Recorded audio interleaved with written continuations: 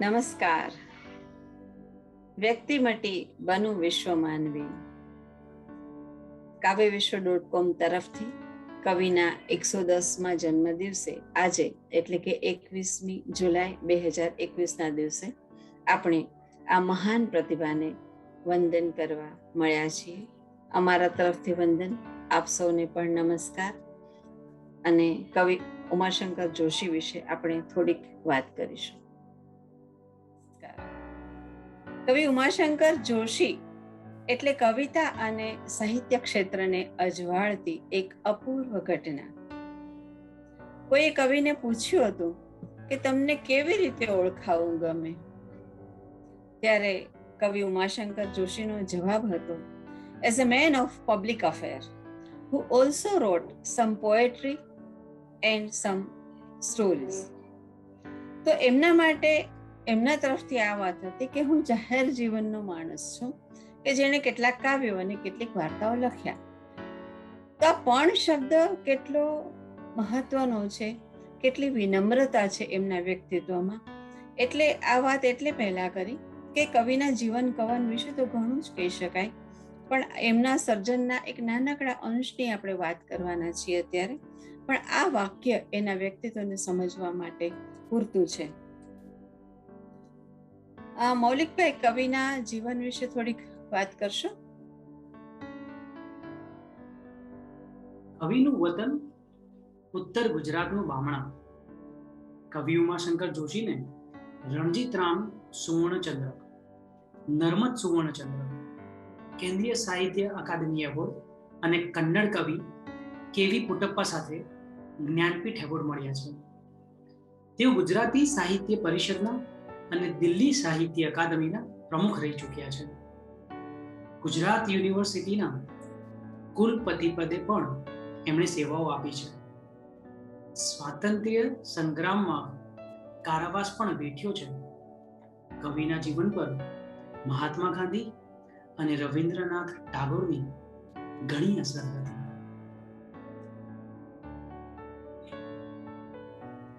કવિ જ્યારે કોલેજના પહેલા વર્ષમાં હતા ત્યારે આબુ પર્વત ઉપર એમણે પોતાનું પહેલું કાવ્ય રચ્યું, નખી સરોવર પર શરદ પૂર્ણિમા, અને આ કવિતા ખૂબ લોકપ્રિય થઈ હતી.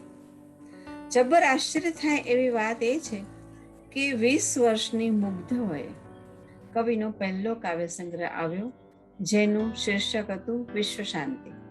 20 વર્ષની ઉંમર અને કાવ્ય સંગ્રહનું નામ છે વિશ્વ શાંતિ. તો બીજો કાવ્ય સંગ્રહ એમનો 21 વર્ષની ઉંમરે એટલે 1932માં આવ્યો. એનું શીર્ષક છે ગંગોત્રી, અને એ ગંગોત્રીમાં આ કવિતા છે જેને આજે આપણે શીર્ષક તરીકે લીધી છે, કાર્યક્રમના શીર્ષક તરીકે, વ્યક્તિ મટીને બનુ વિશ્વ માનવી, માથે ધરું ધૂળ વસુંધરાની. તો એમણે એમની યુવાન વયે, આટલી મુગ્ધ વયે કેટલા ગંભીર કાવ્યો, કેટલા ચિંતન ભર્યા કાવ્યો આપ્યા, એ એક બહુ ગજબની વાત છે.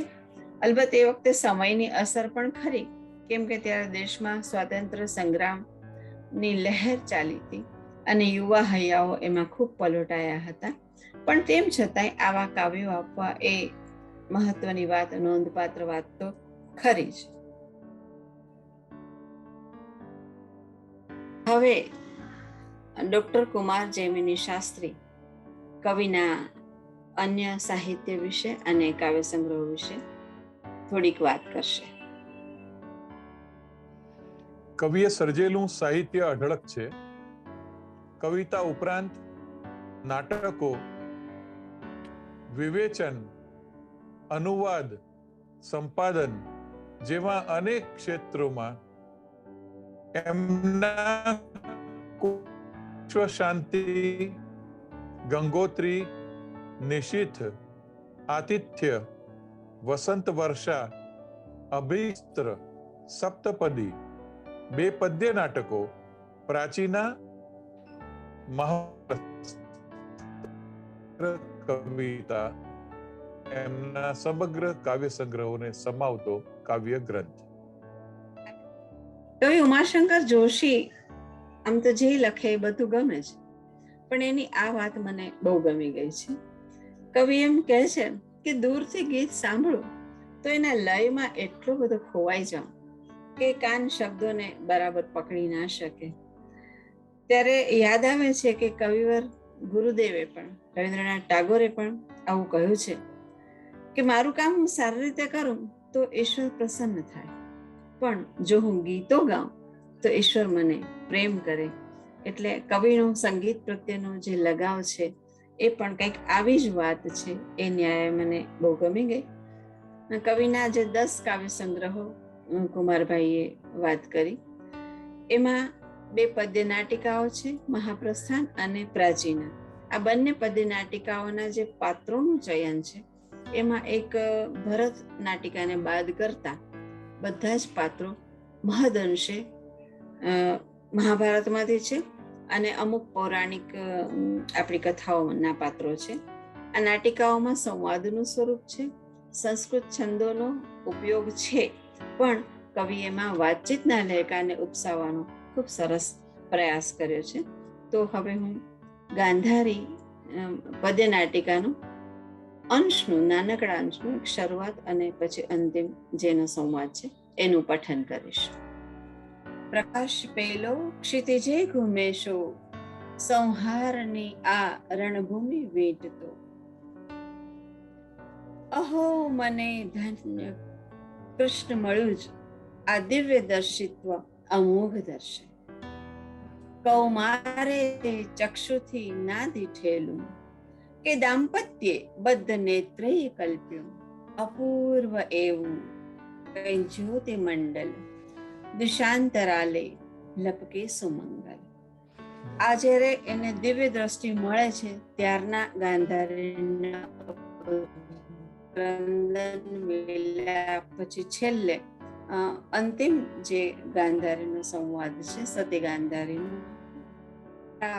જગવીટતી પણે, પ્રકાશ ધારા જગવીટતી પણે, સંહાર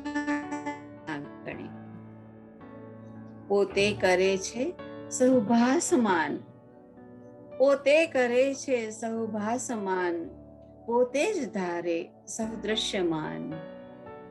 નિર્લિપ્ત કિંતુ સ્ફૂર્તિ પરિતે, નિર્લિપ્ત કિંતુ સ્ફૂર્તિ પરિતે, અસીમ વિશ્વો નવરાવતી સ્મિતે. શ્રી દિવ્ય દ્રષ્ટિ, શ્રી દિવ્ય દ્રષ્ટે ચડી નવ્ય સૃષ્ટિ. મીચાઈ તે ક્યારની દિવ્ય, હાજી, મીચાઈ તે ક્યારની દિવ્ય દ્રષ્ટિ, પહોંચી ગયા સૌ રણભૂમિ પાર. તો હું અંતે કંઈ પામી સાર, તો હું અંતે કંઈ પામી સાર, હવે જ ખુલ્યા ગણું દિવ્ય લોચન.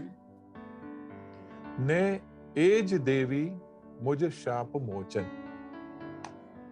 એટલે શ્રી કૃષ્ણ કહે છે કે સતી ગાંધારીને આ સમજાયું કે હવે જ મારા દિવ્ય લોચન ખરેખર મને મળ્યા, તો એ મારા શાપનું વિમોચન, શાપનું મોચન થઈ ગયું, શાપનો નાશ થઈ ગયો. અને આવી સરસ ગાંધારી પદ્ય નાટિકા ખૂબ વાંચવા જેવી છે. આજે તો આપણે બસ એની ઝલક બતાવી છે માત્ર. તો હવે આપણે કાવ્ય પઠન શરૂ કરીએ છીએ. બીજો ભાગ. વિશાળે જગ વિસ્તારે નથી એક જ માનવી, વિશાળે જગ વિસ્તારે નથી એક જ માનવી. પશુ છે, પંખી છે, પુષ્પો વનોની છે વનસ્પતિ. તો હવેનું કાવ્ય છે ભૌમિયા વિના અમારે ભમવાતા ડુંગરા. એ ગંગોત્રી કાવ્ય સંગ્રહમાંથી લેવાયું છે અને આ ગીત છે એટલે આ વાત કહેવી મને ગમશે. કવિતા પોતાનું ઘણું કામ, આ કવિ કહે છે, મારા શબ્દો નથી, કવિ કહે છે, કવિતા પોતાનું ઘણું કામ લય દ્વારા કાઢી લેતી હોય છે. શબ્દના અર્થ અંશ કરતા નાદ અંશનું મહત્વ જરાય ઓછું નથી.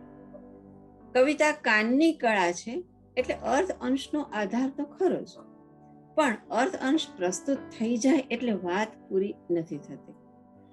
આ વાત જેટલી છંદ અંગે, ગીત અંગે સાચી છે, એટલી જ અછાંદસ માટે પણ, કે જે ગીત અને છંદ કરતા વધારે મુશ્કેલ છે અને એને ગીત અને છંદની પહોંચમાં ન આવતા તત્વને પકડવાનું છે, એવા અછાંદસ માટે પણ આ વાત એટલી જ સાચી છે. તો તો આ ગીત ભોમ્યા વિના મારે ભમવાતા ડુંગરા એનું પઠન શ્રી મૌલિક નાગર કરશે.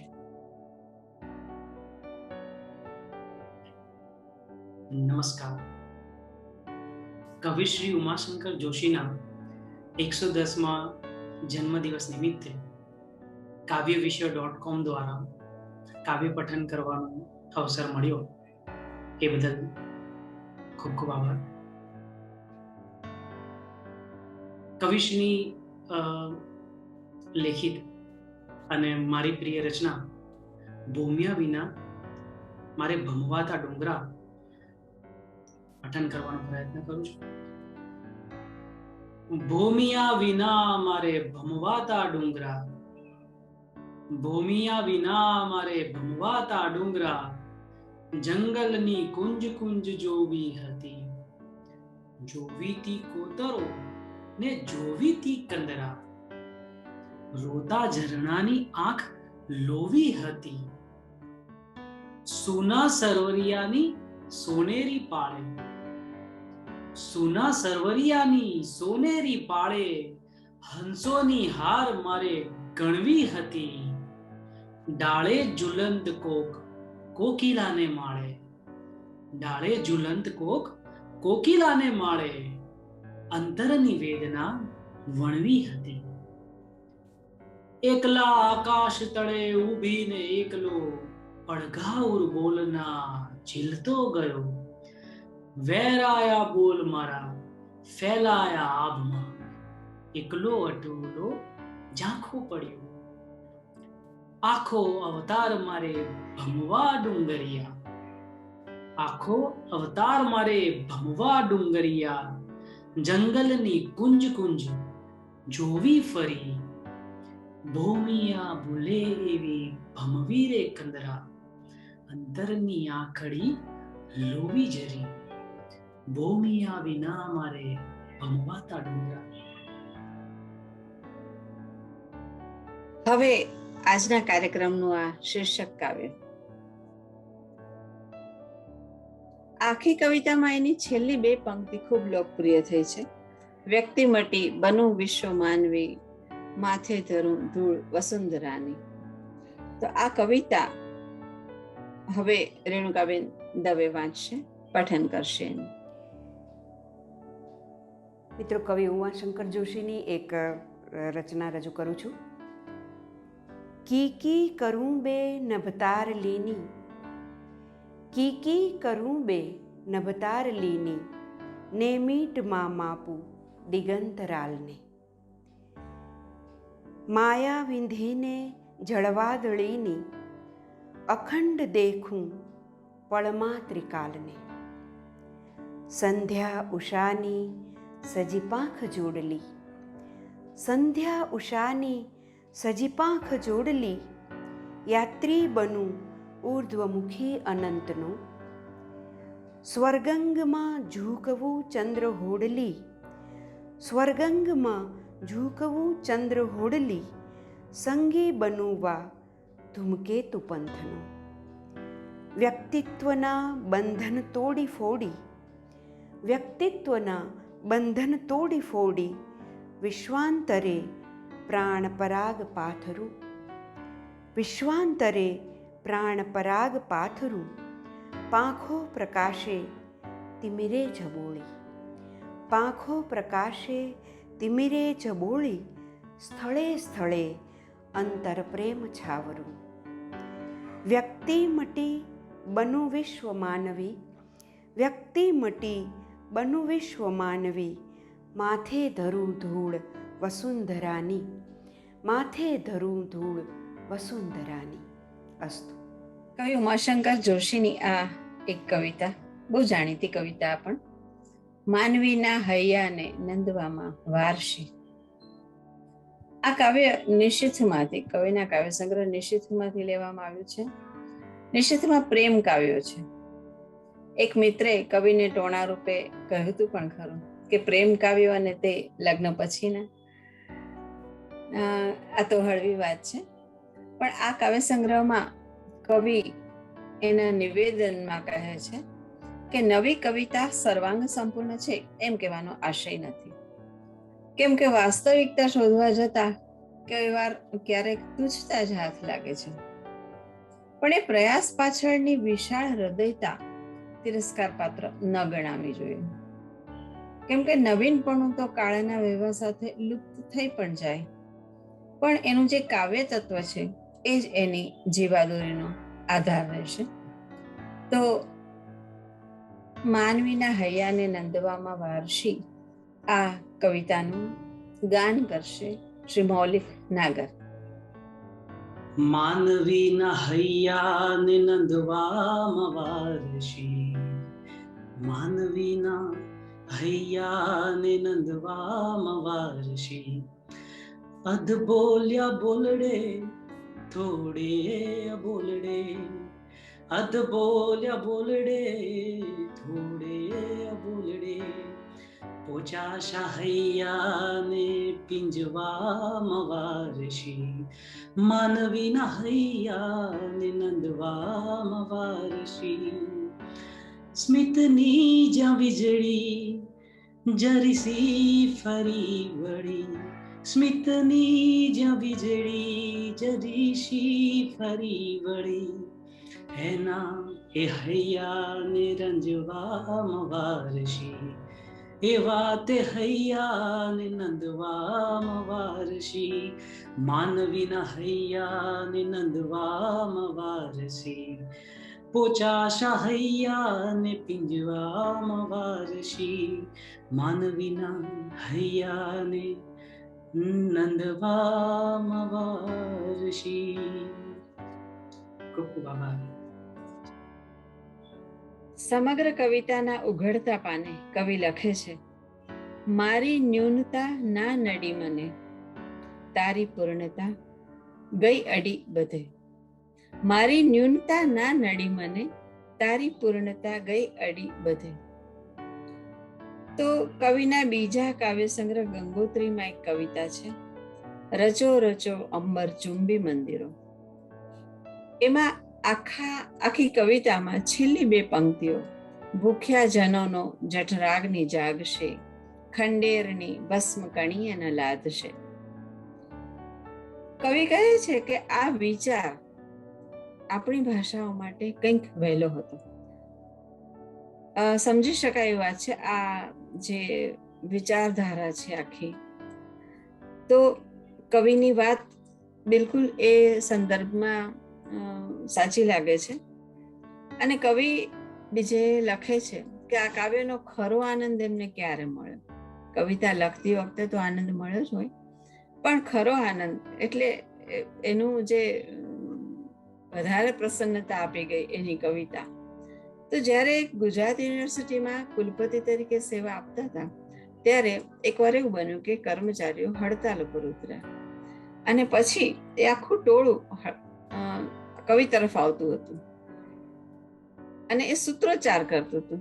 અને સૂત્રોચ્ચાર શું હતો? તો કે આગળ જે નાયક હતો એ જોરથી ગાજતો હતો, ભૂખ્યા જનોનો જઠરાગ્નિ, અને પાછળનું આખું ટોળું ઝીલતું હતું, જાગશે. તો કવિને ત્યારે એની કવિતાની આપણે પણ સમજી શકીએ કે બહુ મજા આવી કે આ કવિતાનો આવો પણ ઉપયોગ થયો. તો આ કવિતાનું પઠન કરશે મીનાક્ષીબેન ચંદારાણા. રચો રચો અંબર ચુંબી મંદિરો, ઊંચા ચણો મહેલ, ચણો મિનારા, મઢો સ્ફટિકે લટકાવો ઝુમરો, રંગે ઉડાવો જળના ફુવારા. રચો રચો ચંદન વાટિકાઓ, રાચો રચી કંચન સ્તંભ માળા, ઊંડા તણાવો નવરંગ ઘુમટો ને કંઈક ક્રીડાંગણ ચંદ્રશાળા.